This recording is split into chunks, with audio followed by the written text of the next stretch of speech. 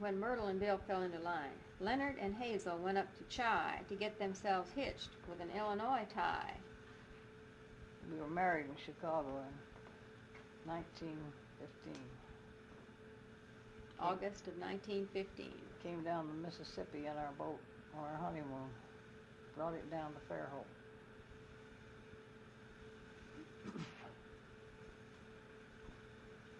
And Jean and Jim Spencer got them a wife. Oh, both got them a wife. But Jean's hit the rocks. It was plumb full of strife. Jean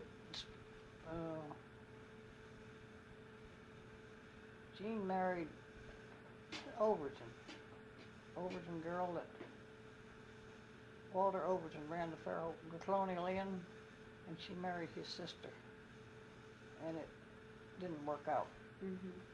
Axel and Nettie, they fooled us all. We thought their engagement was only a stall. That's Axel Johnson? Yep, Axel Johnson. Next, Jim and Piney a-sailing went down to Weeks Bay just to live in a tent. But mosquitoes and chiggers appeared too soon and brought to an end their sweet honeymoon. Jim and Piney spent their honeymoon down on Fish River on our boat that was anchored up there. Next came the marriage of Leah and Max, who were quite filled up on this single tax. We can't stay single, we heard them say. To have a big family, we'll show them the way. That was Leah Gaston. That was Leah Gaston married Max McGill, and when they were married, they went out. They lived in Colorado somewhere for a while, but eventually they came on back to Fairhope, and then he opened his studio in Mobile. And then there was Ed Roberts. He took a long time to get him a gal that he could call mine. Ed Roberts was a gay fellow, and he married one of the Weenan girls, the twins from Mobile. Then they adopted They adopted Phyllis. And there was Selena, who got married too. But things went wrong, so another she drew. Dick Parker, the skipper, a little hot shot. That's not the, is that the second one? Selena, no, Selena married Scott Minnick to begin with, and had one boy with him, and it went on the rocks, and then she married O.K. Cummings, the real estate man. That was her second marriage. And who's the other? Well, Dick Parker, the skipper, a little hot shot, could sail a ship when others could not. Dick Parker was here with the boys for a short while. Lived out on the farm, ganged up with them. I don't know where in the world they put all of them, but they ganged up somewhere. And he married someone away from here. I never did know her. There was old Jackson, who couldn't dance, but it wasn't because he had ants in his pants. Jackson was a fellow from Mississippi, and he was helped on the courier. He worked in the courier office. He was a gay fellow, but with everybody. But he didn't get serious with anybody. And Ralph Mershon, too, settled down by marrying a gal from New Orleans town.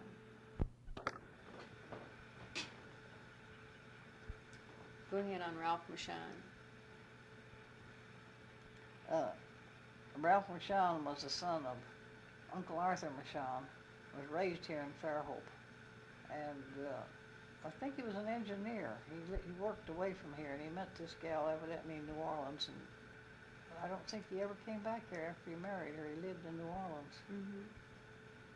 Well, all these weddings ain't changed Pete a bit. He's one of those guys Dan Cupid can't hit. He saved all his money, now owns half the town, but there ain't no gal that can bring him down. Pete Baldwin. That's Pete Baldwin. He finally did get married to... he married Mildred Titus. Spider and Corny both got them a wife and seem mighty happy with married life. Oh yeah, the town clerk, I forgot to tell, was always so busy that she never fell. But cheer up, Gladys, there'll come a day when somebody else all your bills will pay. She never married. Gladys who? Gladys what? What was Gladys's last name? Gladys Lowell. Oh. You may wonder why I'm writing this stuff. Do I hear a cry that you've had enough? But at this time of year, our kids take us back to our childhood days and the old home shack. That's why these memories I've jotted down about when we were kids in the old hometown. Now we hope we've not overlooked any friends in sending our greetings before this ends. So we will close, but say right here, Merry Christmas and Happy New Year from the Dealys. You know, those things are wonderful when you bring them back. They don't mean anything you might say to you and to the younger generation. But now, of course, I'm about the only one left of that older bunch like that. But they just mean everything in the world when they bring all that back. Those were the good days of Fairhope. And on the back of the card, it shows a picture of the boat that was your husband's and yours, and a picture of all the different men on it with a famous cruise to New Orleans that they took That was on in 1916. That was on the Wila. And the boat's name was Wila, W-I-L-A-H, named after the members of your family. She was a 50 by 17. Good sized boat. Flat bottom with a centerboard. That must have been a wonderful honeymoon for you. It was. It was. Even though you had his brother along with you, didn't you? Yep. He didn't bother us too much, though. Now he's got the names of the men here on this cruise. There's Dick Parker, Axel Johnson, Bill Dealy, Captain Ed Roberts, Hank Payne, Paul Molyneux, Kurt Smith, Uncle Nath Michon. He was a chaperone. He was much older. I was surprised he even went. He was so old. Ernie Swift and Captain Len Payne. I think that was the highlights of Ernie's life. He'd never been much, and he was held down, so he really had a time. There was a Bible class called The Clover Leaf. Do you remember who was in it, anything about it? I have a picture of the group in it. He was a sweet teacher. I don't know. Who taught it? I don't know a thing about it. I just know it says underneath it, Bible class 1915. It belongs to Mr. Tubison. Miss Tubison doesn't know about it. You don't remember the Clover Leaf? I remember that there was a class, but I don't remember I who think was Miss in it. Bertland's in it, and Miss Brown. Well, she was Miss Brown, Daffy Brown. I think we recognize those two. I would think Mrs. Sweet taught, but I'm not sure. Miss Sweet, I never heard of her.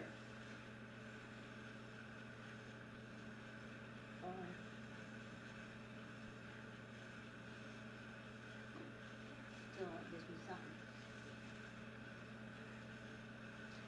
Miss Tubison said there was only one church in town. Was that the Christian church? In 1915. Gosh, look how many there are now. I know. It's running over. They're all over the place. In 1950, you lived upstairs and Mom and Daddy lived downstairs. Yep. Did you have any lights? You did have lights? In 1950? Electric lights?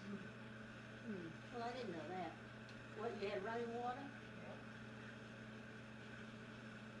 Yes, I remember we had running water because the washer got loose and it started running in the sink and it just kept running and running. And Leonard came home from work and he was so dead tired, and it's about the only time I ever saw Leonard mad. That he had to cut the water and fix that washer. He was a wild man, but he kind of got upset over that. Old Mrs. Oberman owned that house. Who owned it? And there was 2 bedrooms upstairs, and she put her things all in one bedroom, and there was a bunch of wood on the back porch, all stacked up on the screen porch for a wood stove, a wood fire. And she put all her things in that bedroom and shut the door and locked it, and let us have one bedroom, and the wood was stacked up on the screen porch, racked up. And she'd come up about once a month and count the sticks to see if we'd used any of them. You were teasing. She was a man. What was her name? What was her name? And your daddy and mother lived downstairs, and Helen was a baby. And every time Helen would just start to walk, and when she'd hit the floor, she'd say, "Trouble." And your mother would say, "I heard Helen hit the floor." Who was that Miss Oberman? Your daddy would come home from going to the country waiting on people, and they didn't have any money to pay him. They pay him in vegetables and chicken and stuff. upstairs with some of the vegetables and stuff that he brought home and share with us. What, Ms. O'Grady, what old bird was that? Huh? What old bird was that? Lord, I don't. Was that the one that lived out in the country? I don't remember her name.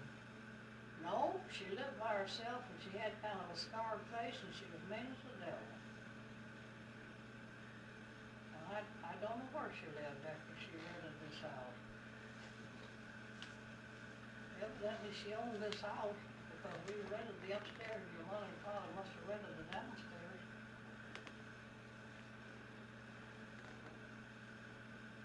Right there next to the bridge. I guess it's still there now, I don't know. It's still there, yes, Who did you think built my house on the hill? Was it Dr. Boris? Dr. Boris, no, Bertha Steele built that house. I didn't think Bertha built it. I thought she bought it already and Dr. Moore remodeled it for her. Maybe he did. No, maybe. You don't And there was a Dr. Boris lived there and he had 2 or 3 boys.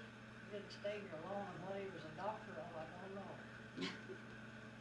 There's a picture of him and his brother, I think. I have a picture of him and his brother in this little car called Sally Jane or something. I don't remember that.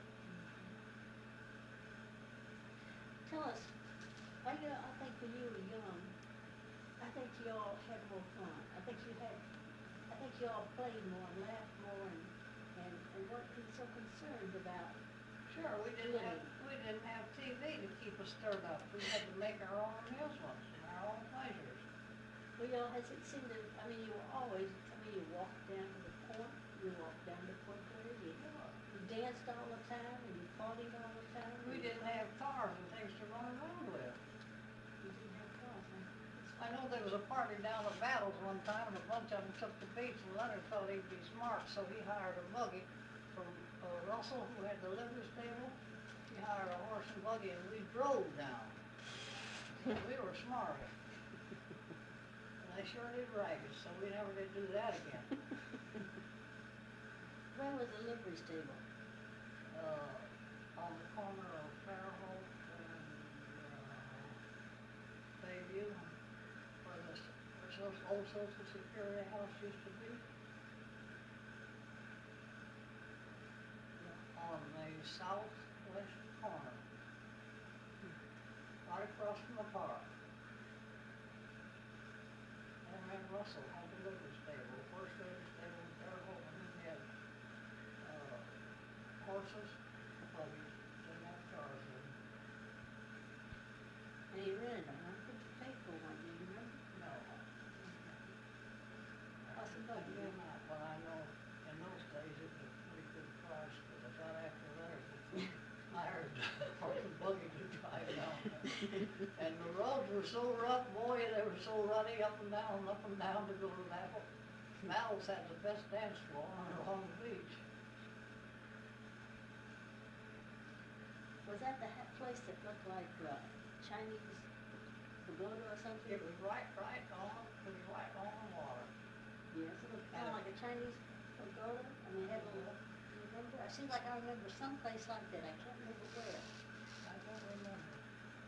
I know it had a floor of tiny, the floor was made of tiny strips of wood, not long. And oh, it was as smooth as this thing.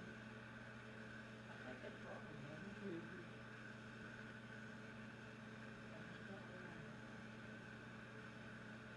I don't know much And about walk the that. beach and dance all night and we'll walk home. And walk the beach and get out the beach and have chicken fries. My boys would go out in the country to steal the chickens and bring them in and skin them alive practically and throw them in a hot pan when they're still kicking. We'd turn them over 2 or 3 times and take them out and eat them, and some it didn't kill us. I've got a lot of this on the tape already. Yeah. We turned it off. No, I mean, in case you want to write down later. If you miss anything, you can listen to this again. I was teaching school one day. When I was teaching school, and we took my children on a walk on the beach, and here were all these chicken feathers floating up on the beach. We had a chicken fry the night before. boys had taken the feathers and all the stuff and buried them in the sand. Tide came in and washed them out. Kids going, what in the world are all those feathers doing? It caused a big commotion. Boy, I didn't take the kids to the beach anymore after the chickens died.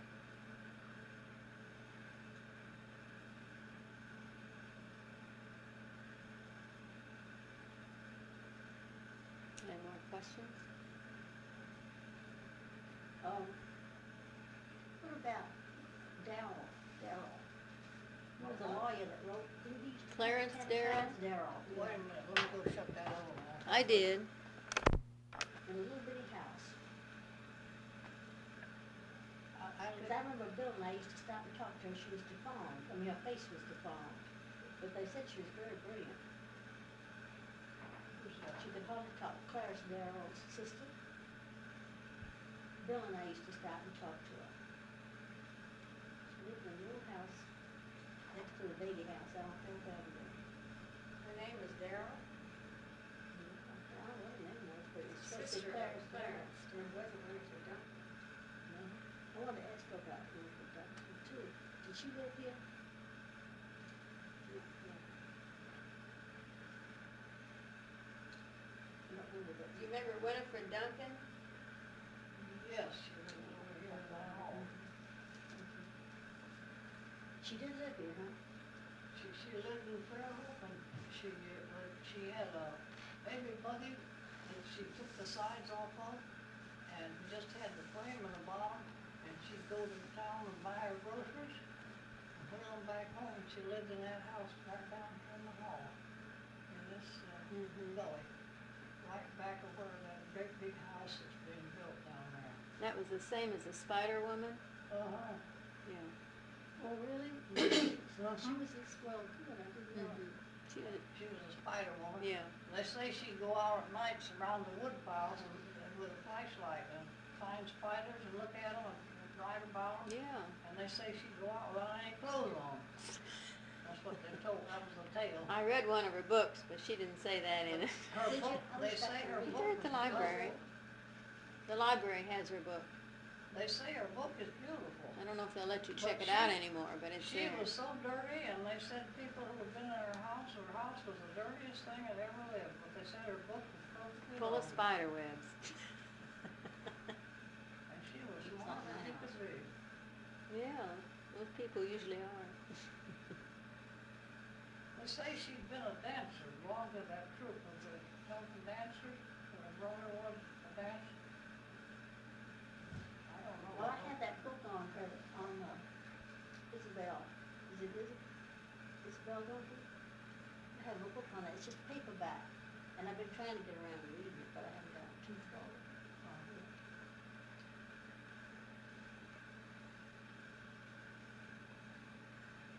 Fairhope had some queer but interesting characters. Well, Clarence Darrow never had any relatives that lived here, huh? Yeah, he had a sister. That sister. So I what was talking her name? You don't know? We always called her Miss Darrow. Uh-huh. I don't know her first name. She lived in that little house down here across from the park. She lived at my house. She was, I don't know whether she was a victim of some kind of disease. Her face was all twisted and her body was twisted. And she'd go to the library, and I was working in the library that summer, and she'd come up with a sack, and she'd get the deepest books anybody ever would want to read, on law and all sorts of things. And they'd be so deep, I'd just be surprised. But she couldn't talk, and it was pathetic, that's all. She evidently was very, very intelligent from the books and things she read. But they said her house was terrible. She couldn't see it. Well, I guess she saw them up the reed, though, so she got. See. Nearsighted. See, she just Nearsighted. didn't Not farsighted. Yeah. Maybe And she just couldn't wasn't- talk. She just didn't her mouth care, was probably. twisted, and she talked so you could hardly understand her. We used to talk to her, Bill and I talked to her. Could you talk to her? Yeah, we talked to her. She talked hard. It was hard to not talk to Yes. understand, though, wasn't You it? couldn't understand it. I couldn't understand it. That's what I thought. You know, in the library, I couldn't understand her. But we made and Bill would talk to her. Uh-huh. You know, I don't know if he understood what she said, but my son was a little boy. Yeah. Talk to her. I never did read that book that he wrote on that. Didn't he write a book on some, what did he do? He did something, he took a case, didn't he? Duncan? A law case, Oh, no. he Down. had the monkey case up in Kentucky. What monkey case, what was that about? Evolution. And Clarence Darrow had Oh, was yeah. noted for they taking a stand on the monkey case. Now, I don't remember which kind he took, but we all got, and all had homes here. Mrs. Ives had that home here right down here. That two-story house on the bayfront, and he had 5 children, and they all went to organic. And those 3 men were from Chicago, and they were lawyers. One of them was a criminal lawyer, and I don't know which one was the criminal. But Mrs. Ives would have coffee once in a while down at her house, and she'd invite a bunch of us down there. When those 3 lawyers were all here on vacation, they'd have a table over in the corner of the front room, and they'd have their coffee for themselves, and they'd have a bottle of whiskey in the middle, and all the coffee was laced with bourbon. And they'd sit there and talk to themselves, the 3 of them. And the rest of us would just vibrate around. The Judge Tom and Ives and Darrow, they were all good supporters of Mrs. Johnson. Very friendly with her, would visit school.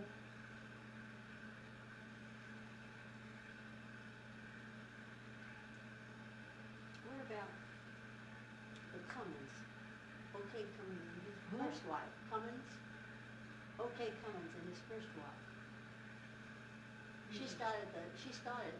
She was, He didn't have but one wife when he was here, okay, because, She married twice, maybe. and she didn't marry when she didn't marry again. okay, Cummins had a wife, and then when she died, he married Minnick. That's right. He died first. Wait Oh, Minnick wait a died minute, you're first. speaking of the young O.K. Cummings. I'm speaking of the O.K. Cummings, I'm speaking of the Mr. Cummings, an entirely different family that was supporters of Mrs. Johnson's school. Oh, I see. That's the old Cummings, you're speaking of the younger one. Yeah. He died before Selena. And he married Selena. That's right, he married Selena. But he had a wife before that, no, he didn't have a wife. Yes, he did, He did have a because wife. he had 2 sons That's right. by his former wife. Okay. I had 1 son by Selena. Oh, it still lives here.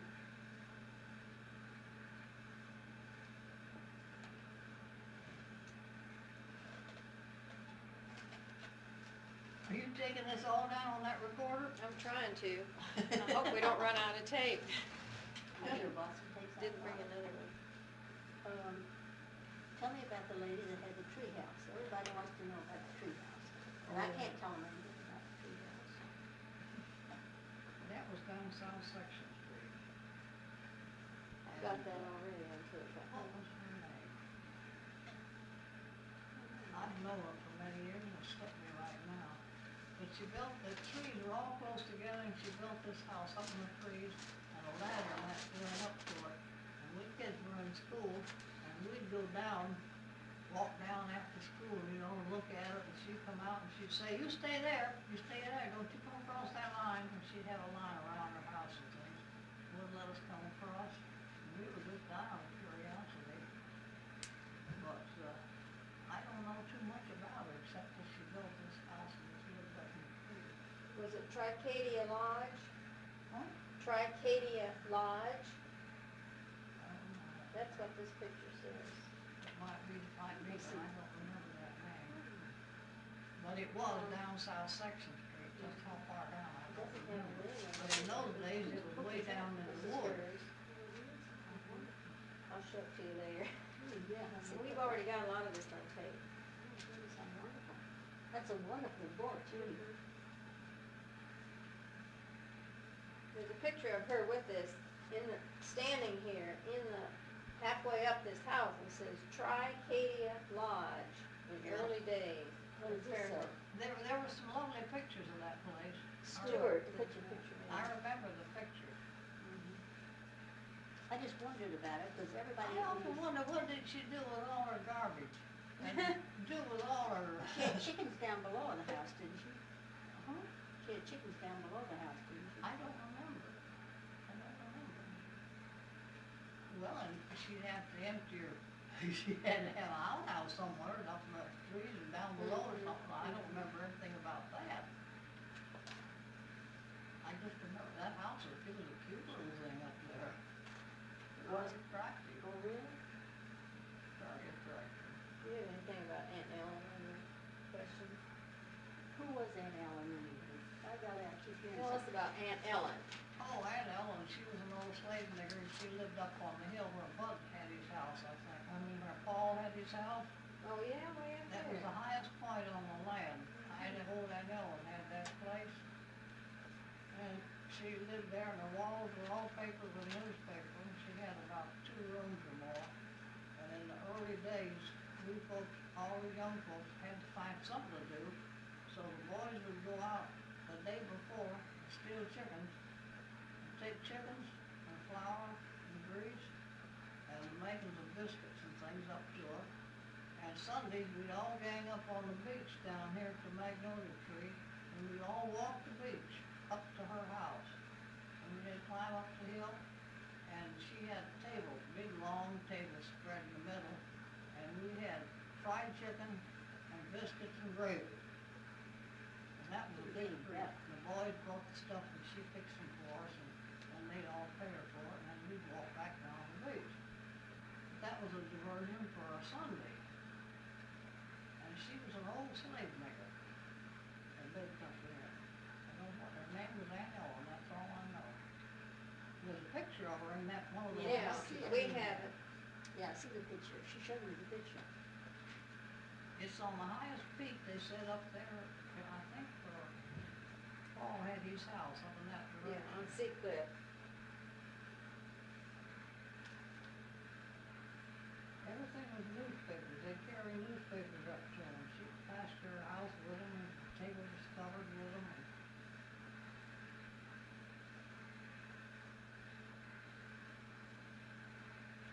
Of course, they all cooked on charcoal pots and things in those days. Do you have some more questions? I haven't gotten all up yet.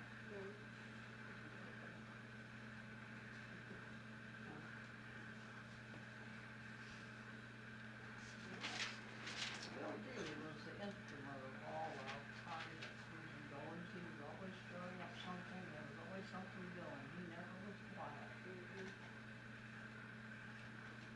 What did he do? He was a surveyor. He was a surveyor. And then he left here and he went to Chicago and he took a course, I believe, in engineering or something, and he worked up at Muscle Shoals. There was a day on earth, they lived up there for years. We visited up there one time, we stayed overnight. He's sort of an engineer.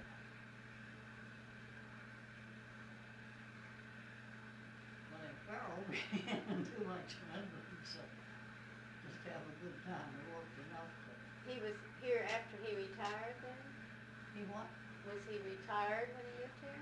No, he lived here before he was even married, Oh, that's right. when he was all young. And he'd get tight lots of times, and he'd always tell about the time he came home at night and unhitched the horse and put it in the chicken house. Yeah. So, Mom. But, Well, then later he came down here after he retired. And he came back after he Yeah. retired. Then he left here and he went to Chicago and he studied this, he got this engineering job, he studied for it. And they lived up there for a while, then they came back and retired here. But they were gone for a long time. When did you meet her? She came down here to visit some friends one time, and we met her down here. She was the quietest, loveliest little thing, and Bill was just a bomber